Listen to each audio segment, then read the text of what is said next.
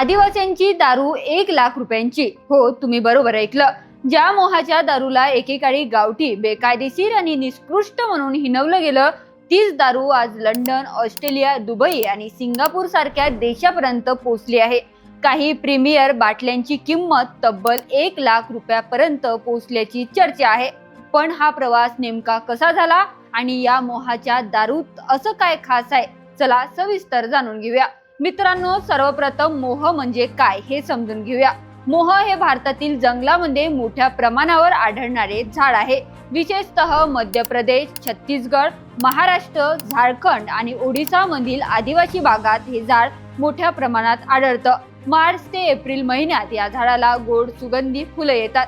ही फुलं वाढवून त्यापासून पारंपरिक पद्धतीने मोहाची दारू तयार केली जाते. पण आदिवासींसाठी ही फक्त दारू नाही, त्यांच्या संस्कृतीचा, परंपरेचा आणि जीवनशैलीचा एक महत्त्वाचा भाग आहे. लग्न समारंभात, सण उत्सव, धार्मिक विधी आणि सामाजिक कार्यक्रमामध्ये मोहाच्या दारूचा वापर केला जातो. अनेक पिढ्यापासून ही परंपरा आजही जपली जात आहे.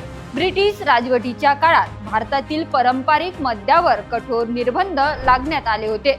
मोहाची दारू ही त्याला अपवाद नव्हती. परवाना, व्यवस्था, महसूल धोरण आणि विदेशी दारूंच्या व्यापाराला प्रोत्साहन देण्यासाठी स्थानिक दारूवर मर्यादा घालण्यात आल्या.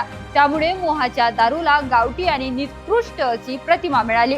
अनेक ठिकाणी तिचं उत्पादन बेकायदेशीर ठरवलं आणि आदिवासींची ही परंपरा हळूहळू मागे पडू लागली. पण काळ बदलला आणि जगाचाही दृष्टिकोनही बदलला. आज जगभरात स्थानिक आणि पारंपरिक पेयांना मोठी मागणी आहे. जसं जापानचं साके, मेक्सिकोचं टकीला आणि कोरियाचं सोजू जगभर प्रसिद्ध झालं. तसेच भारतातील मोहाच्या दारूनेही आता आंतरराष्ट्रीय बाजारात प्रवेश केला आहे. भारतातील काही कंपन्यांनी मोहाच्या फुलापासून तयार केलेल्या प्रीमियर स्पिरिट्सना आधुनिक तंत्रज्ञान, उत्कृष्ट गुणवत्ता आणि आकर्षक पॅकेजिंगसह जागतिक बाजारात आणलं. आज United kingdom, Australia, Dubai, Singapore तसेच युरोपमधील काही बाजारपेठांमध्ये या उत्पादनाची विक्री होत आहे. अनेक प्रीमियर बार आणि लक्झरी स्टोअरमध्ये ही मोहापासून तयार केलेली स्पिरिटला स्थान मिळालं आहे. विशेष म्हणजे काही मर्यादित प्रीमियर एडिशन बाटल्यांची किंमत तब्बल 1,00,000 रुपयापर्यंतच्या घरात पोहोचल्याची चर्चा आहे. त्यामुळे एकेकाळी गावठी म्हणून हिणवली गेलेली दारू आज लक्झरी उत्पादनाच्या यादीत स्थान मिळवलं आहे. याचबरोबर मध्य प्रदेश, छत्तीसगड सरकारने मोहाच्या दारूला हेरिटेजेस लिकर म्हणजे ऐतिहासिक वारसा पेयाचा दर्जा दिला आहे. त्यामुळे या उद्योगाला कायदेशीर मान्यता मिळाली असून व्यावसायिक उत्पादनालाही मोठी चालना मिळाली आहे. यात सर्वात मोठा फायदा जंगलात मोहाची फुलं गोळा करणाऱ्या आदिवासी महिला, स्थानिक नागरिकांना होत आहे. पूर्वी अत्यल्प दरात विकली जाणारी मोहाची फुलं आता अधिक किमतीला विकली जात आहे.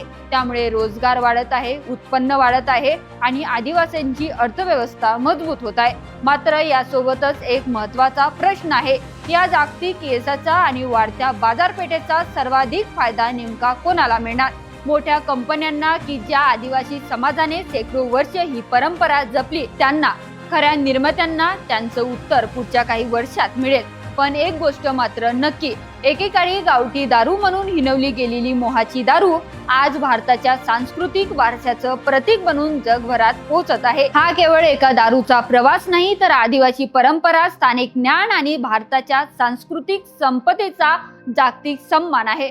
तुम्हाला काय वाटतं? भारतातील अशा पारंपरिक उत्पादनांना जागतिक ब्रँड बनवण्यासाठी सरकारने आणखी प्रयत्न करायला हवेत का?